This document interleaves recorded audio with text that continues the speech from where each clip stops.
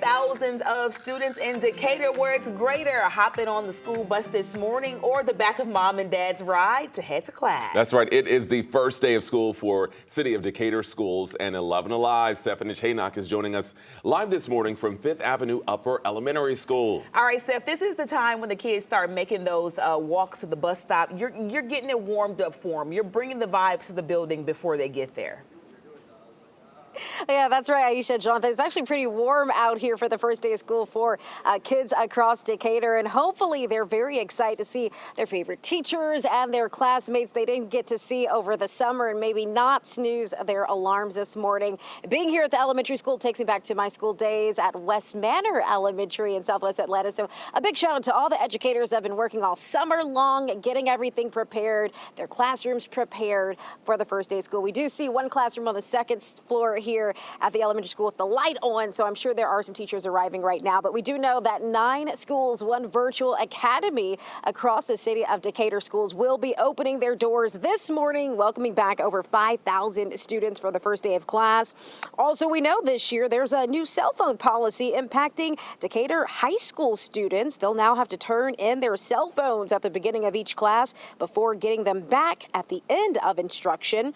Superintendent Dr. Gima Whitaker, so she is speaking in a video last week that was released sharing the 3 focuses of this school year, which she says is 1, meeting students' academic and future readiness needs, 2, implementing a comprehensive capital improvement plan, and lastly, she says, making additional enhancements to safety. And Superintendent Whitaker, she's going to be here at 5th Avenue Upper Elementary School just after 7 a.m. She's going to take a tour of the school here with students. Also, she's visiting 2 other schools later this morning, so we're going to try and chat with her, of course, as well as all the students coming in once they start arriving. But yeah, Aisha, Jonathan, we're still waiting. Obviously, people are waking up right now, students getting ready, and then I'm sure very soon we'll start to see those school buses arriving here. Live in Decatur, Stephanie Chaynock, 11 Alive News. All right, Steph, thank you. And when you see the school bus, we want to make sure you know how to govern yourself behind the wheel. School zone cameras indicator will resume, so be sure to drive carefully near those schools. On Scott Boulevard, Claremont Avenue, Church Street, and South Candler Street,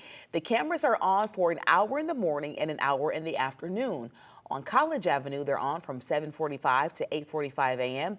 and 3:45 to 4:45 p.m. All right, 5:35. It is so important to remember what Georgia law says about passing school buses and when you need to stop. Georgia school bus laws require drivers in both to stop for a school bus with red flashing lights and if it's stopped, arm is deployed. As of July of 2024, the new Addie's Law, named after 8-year-old Adeline Addie Pierce, dramatically increases the penalties. Passing a stopped bus now comes with a $1,000 fine. Violators can also face up to 12 months in jail, and 6 points will be added to your license if you're convicted. Repeat violations must be reported to insurers as well. Addie's Law also pushes school districts to avoid placing bus stops where students must cross roads with speed limits of 40 miles per hour or more.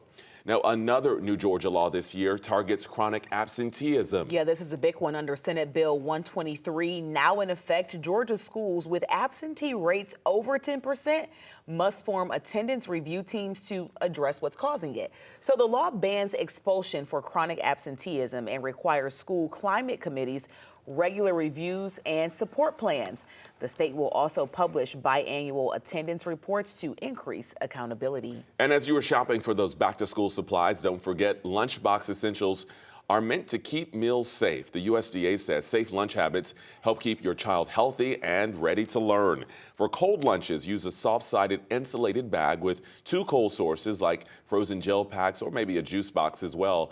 And for hot food, use an insulated container preheated with boiling water before adding hot items like soup or chili. And remember to discard the leftovers and don't reuse those disposable packages. Well, today, Henry and Douglas County schools will also return for their first day of class. School kicks off on Monday, August 4th for Atlanta Public Schools, DeKalb, Cobb, Clayton, Fulton, Gwinnett, and Fayette counties. So, of course, that is the big rollout. These dates align with a growing trend of earlier start times to allow for longer fall and winter breaks, more instructional days before testing, and balanced semesters. So it kind of all plays together. You'll get it on the back end. That's true, hopefully.